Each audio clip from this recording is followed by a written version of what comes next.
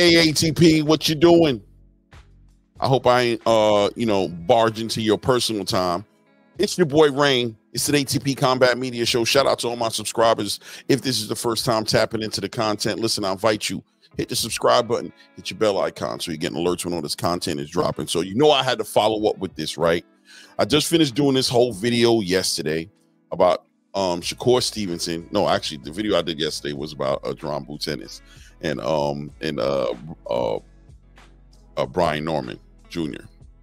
But we definitely been on the topic. You know, I've been doing the show with Blue this week, past 3 days, and even the lives that we've been doing on my channel have been really centered around Shakur Stevenson, right? And Shakur Stevenson looking to explore opportunities outside the country during a time where people are feeling like he should be entertaining this fight with Gervonta Tank Davis, right? Gervonta Tank Davis is supposed to be fighting Lomachenko, blah, blah, blah, blah. Lomachenko pulled out of the negotiations, and everybody naturally feels like the next person who would obviously be available would be Shakur Stevenson, being that he's a free agent now, that his contract's done with Top Rank, and who's he about to fight?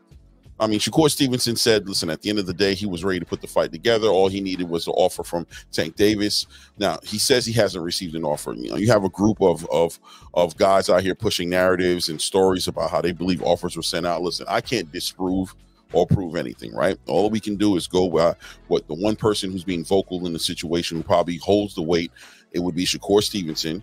You know what I mean? He's the one person speaking on it. And then, obviously Gervonta Tank Davis, who is saying nothing. I mean, his team seems to have opinions one way or another, but even they haven't confirmed that a contract was sent to Shakur Stevenson. I digress. It doesn't matter, right? At the end of the day, that fight is not the fight happening next, as Shakur Stevenson has made a short deal, 2-fight deal with Matchroom. Right, one of the fights on that deal will be Joe Cordina. This is a fight that he'll be fighting on October 12th on the Better Beef Bivol card. Now, the space is shaking because as soon as people hear that this guy's signing to Eddie Hearn, immediately they're thinking, Gervonta Tank Davis isn't going to do any business with Eddie Hearn. If you want to do this fight, you want to sign with Eddie Hearn. Listen, this whole extortion idea, I mean, we're dealing in a whole entire new space of boxing, in an era of boxing where the fans are so emotional. I mean, it's beyond emotional, right? It's more like blind with fury and disdain, and it's just a whole nother level of disdain in this space right now, right? And the fan base is just kind of different because they're not necessarily rooting for the fight. They're rooting for a fighter, or they're rooting for a promotional company. So there's going to be a lot of people disturbed in this space. I'm gotten to the point, guys, where I've just gotten used to it. I'm okay. We can coexist, man. I have my own space where I can move with boxing the way I see fit. And, there's other spaces out there for people to move in the direction they see fit. So putting that to the side, Shakur Stevenson does a 2-fight deal right now, one of them being with Cordina. From what I understand, William Zepeda will be flying out to that fight in Riyadh, probably with Oscar De La Hoya to scout, right, the winner of that fight, which would more than likely, you got to favor Shakur Stevenson, obviously, to win that fight.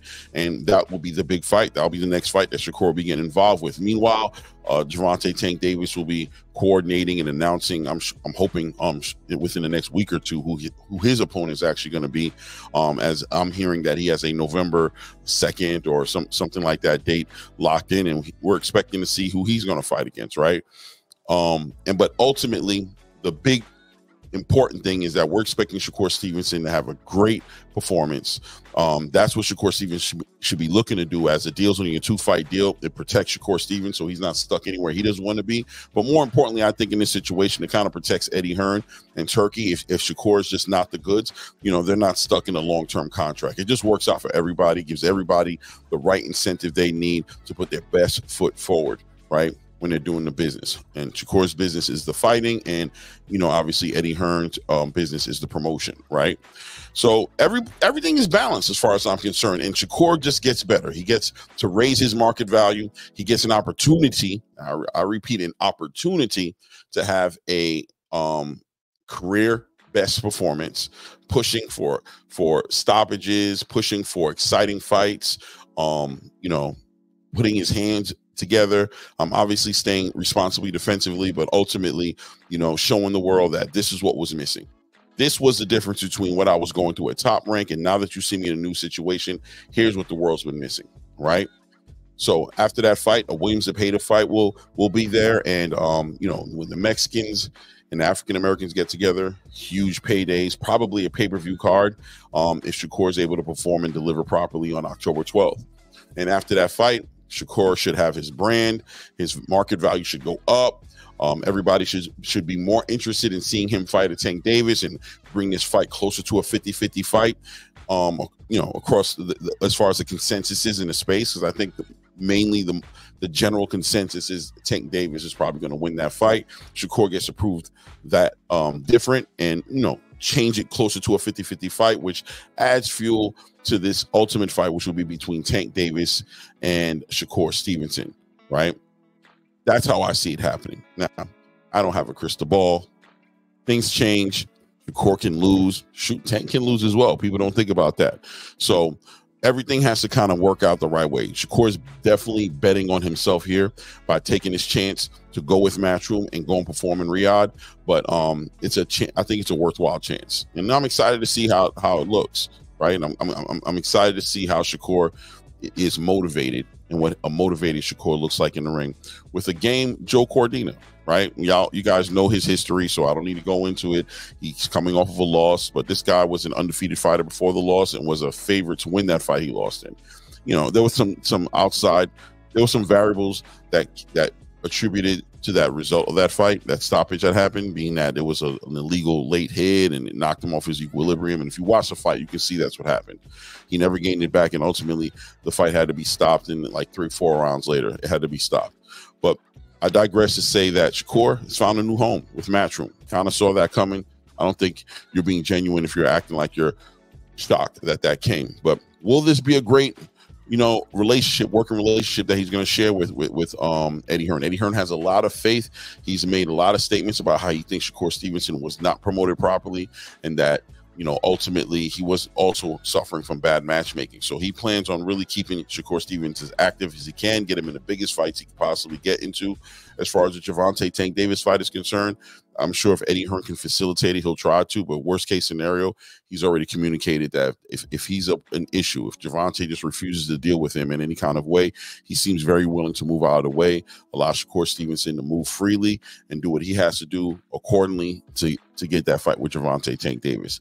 You guys let me know what you're expecting from this situation at this point, though. Shakur Stevenson heading over to Matchroom, 2-fight deal. Williams Zepeda coming out to scalp this fight that he's having. So if he wins that fight, it's safe to say that we're looking at Williams Zepeda to be the next fight.